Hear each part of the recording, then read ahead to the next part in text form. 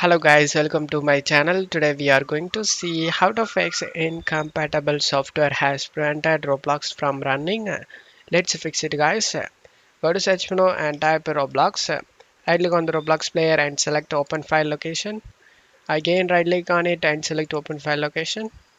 Now you just need to right click on the Roblox player beta and select properties. Select the compatibility tab. Check mark run this program in compatibility mode for Windows 7 and check mark and this program as an administrator and check mark disable full screen optimizations. Select apply and OK for save changes. Do the same thing for Roblox player launcher.